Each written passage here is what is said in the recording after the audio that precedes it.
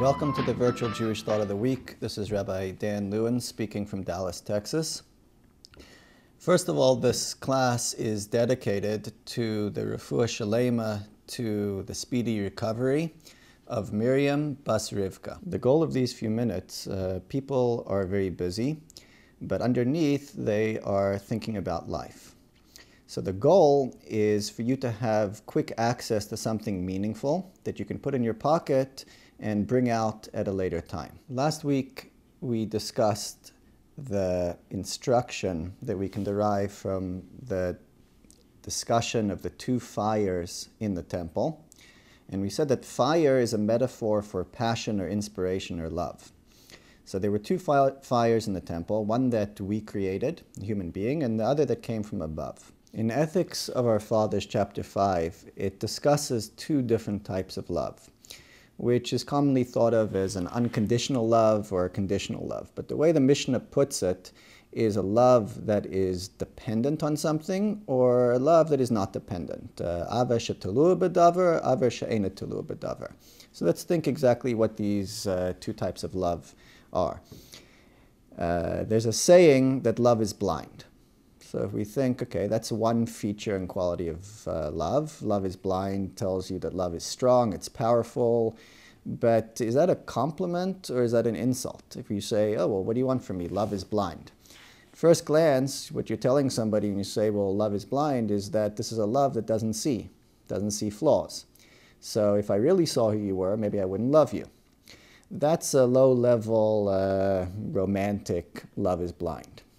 But there's a higher level, a deeper type of love that is blind, that we'll call the fire that comes from above.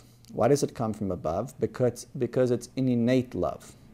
This type of love doesn't look at flaws because it's just a part of a person's general character. Let's give an example of a typical blind love. Typical blind love, if you ask a parent, why do you love your child? So they could tell you, oh, my child is so cute, or my child, I'm proud of my child, grew up to be a doctor or a lawyer and so forth. Whatever answer a parent is going to give, if you think about why you love a child, is not going to be the real answer. Why? Because there is no answer to that question. A parent loves a child because it's part of their own flesh, because it's something that is not rational. Same thing for a child to a parent. Why do you love your parent? Whatever you're going to say, oh, because my parents took care of me. No, you love your parent because it's part of who you are. There's an innate love. That's a fire that comes from above.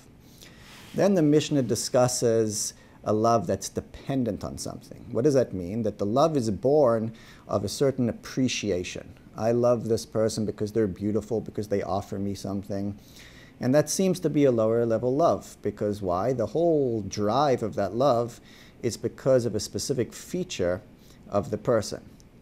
Now, what are the consequences of these two loves? Says the Mishnah that a love that is independent of any quality, it's an innate love, a fire from above, is take away any of the qualities, the love will remain. It's everlasting. It's more powerful.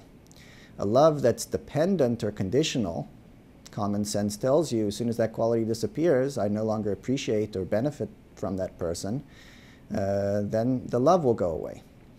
So that's the difference between the consequences of a love that we create, or that's a lower level love, a conditional love, and the fire that comes from above, a passion or love that's just part of who you are. It's a gift. Well, last week we quoted a statement of the Talmud that even though you may have a fire from above, a fire that descends from heaven, it's still important to create the fire from below.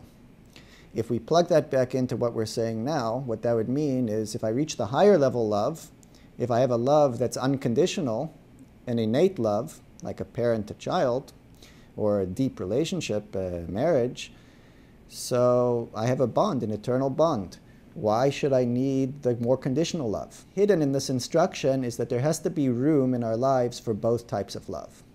What does that mean? That even though you have a natural passion, a natural inclination or appreciation, you can't rely on that.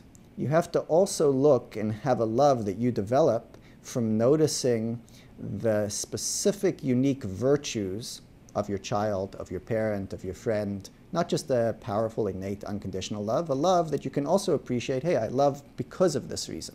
Some people, once they have the natural love, they forget to look at the individual qualities. So what this means in a practical instruction is that we have to pay attention to find and to notice the unique virtues of the people around us that are close to us. We are very talented at finding flaws, that's easy, but to spot the virtues is something that we have to develop. That every person that we're around has exceptional qualities, and we overlook it until there's a crisis and someone passes away, and then we notice. What we need to do is notice while we're in touch with them. We need to practice looking at the individual virtues and appreciate that. Everybody has inside of them, inside the soul, a natural love for God, which sometimes comes out in a moment of happiness or crisis, and that's our natural inspiration or tie to Judaism or whatever it is that we feel. But we also cannot rely on that simple, deep down faith. We also have to take time. That's the whole mitzvah, Shema Yisrael, Hear O Israel, that we have to take time to crystallize the details, to think through and appreciate the blessings we have in life and the details that we see in the world, God's involvement in our lives in the world. That's the idea of the fire from below.